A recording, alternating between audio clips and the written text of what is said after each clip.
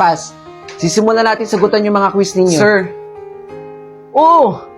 De La Cruz! Pumasok ka pa! Anong oras na oh? Sorry po. Late na naman po ako. Yan. Dahilan na naman tayo. Puro alibay. Hindi sir, kasi po may inaasikaso po ako sa bahay eh. Alam ko na yan. Pinagdaanan ko na yan, De La Cruz.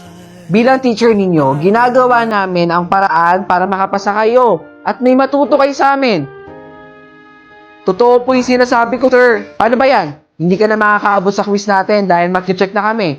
Pwede kang umupo doon, pero wag mong aasahan na papasa ka dito sa klase ko. Sige po, sir.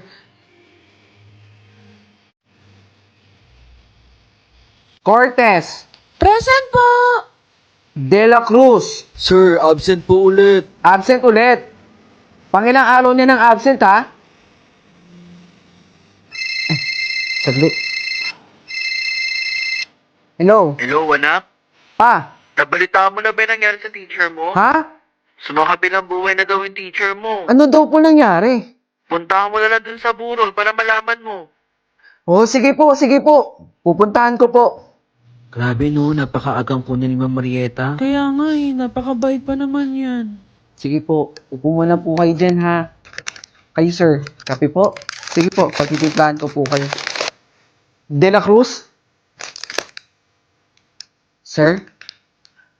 Anong ginagawa mo dito? Anak po ako ni Ma'am Marieta. Ha? Opo, sir. Sorry po, sir, kasi ito po yung inaasikaso ko. Kung bakit po lagi akong absent ng 2 araw na po. Oo, isa na lang, oh. Mapupuno na, aalis na rin. Iyo, ikaw ba ay nag-aaral o hindi? Ay, magandang umaga po, Ma'am Marieta. Alam ko na. Gusto mo ba talaga mag-aral? Opo naman. Gusto ko pong mag-aral. Pangarap ko po yun. Nakakatuwa naman. Kaso po, hindi sapat yung kinikita ko po dito. Ay nako, huwag ka na mag-alala. Tutulungan kitang mag-aral. Talaga po? Sigurado po ba talaga kayo, Ma'am Marieta? Bibigyan kita ng baon para makapagtapos ka lang. Maraming salamat po. Basta, pag ikaw naman, yung may magandang trabaho, huwag mo rin kalilimutan tumulong, ha? O paano ba yan? Magkita tayo bukas sa eskwelahan.